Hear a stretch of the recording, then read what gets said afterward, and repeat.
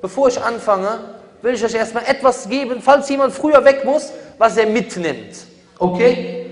Der Prophet a.s., der hat uns kleine Sachen manchmal gezeigt, die sehr einfach zu praktizieren sind, die aber eine riesengroße Wirkung in der Waagschale am jüngsten Tag haben.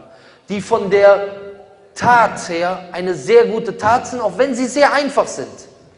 Das Problem ist nur, wir haben viele Menschen heutzutage, die alles Mögliche praktizieren, was nichts mit der Sunna zu tun hat. Und Allah sagt, man amila amalan, laysa fi amr, sagt der Prophet, man amila amalan, laysa alayhi amruna, fahuwa rad.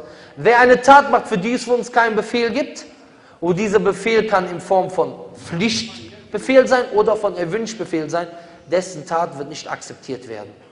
Das ist das, was der Prophet a.s. sagt. Und das beste Beispiel ist, die Hajj steht vor der Tür.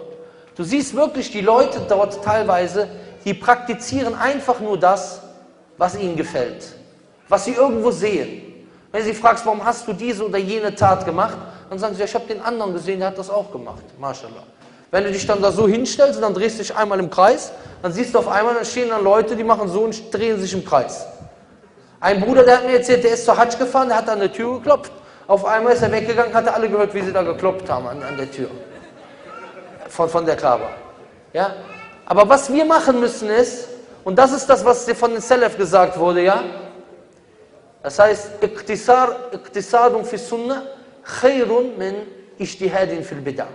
Das heißt, die Sunnah, wenig davon zu machen, ist besser, als sich in der Bid'ah zu bemühen, in Erneuerung. Und ich gebe euch eine Sache, kleine Worte, einfache Sache, riesengroße Wirkung. Der Prophet a.s. sagt, wer diese Duaa morgens sagt, das heißt nach dem Morgensgebet, bis der Sonne aufgeht, da muss man natürlich erstmal aufstehen zum Morgensgebet. Ne? Das ist vielleicht das erste Problem, aber inshallah kriegen wir das auf die Reihe. Und wer das abends sagt, damit ist gemeint, von dem Asr-Gebet bis zum Maghrib-Gebet, von dem Asr bis zum, nach dem Asr-Gebet, manche sagen auch nach dem Maghrib-Gebet, diese Dua.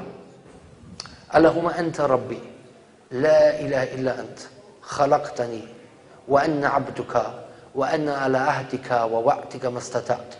A'udhu bika min sharri ma sana'at.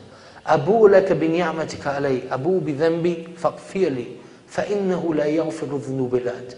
Diese Sache ist Sayyidul Istighfar, die beste Vergebung. Allahumma anta Rabbi, oh Allah, du bist mein Herr.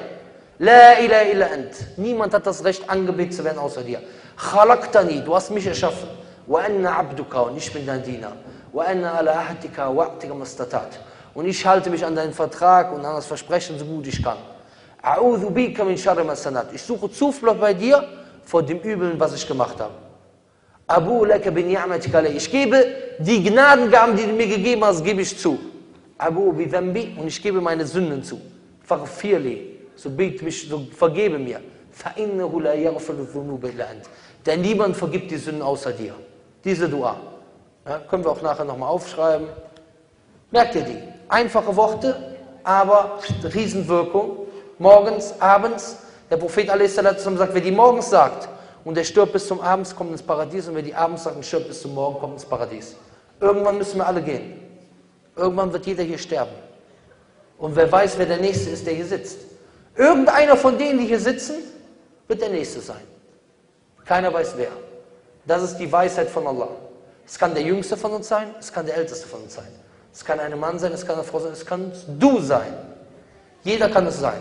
Keiner weiß, wann der Tod kommt, das ist Hikmah von Allah. Es wurde der Prophet a.s. wurde gefragt, wann ist der jüngste Tag? Da hat er ihn zurückgefragt, was hast du dafür vorbereitet?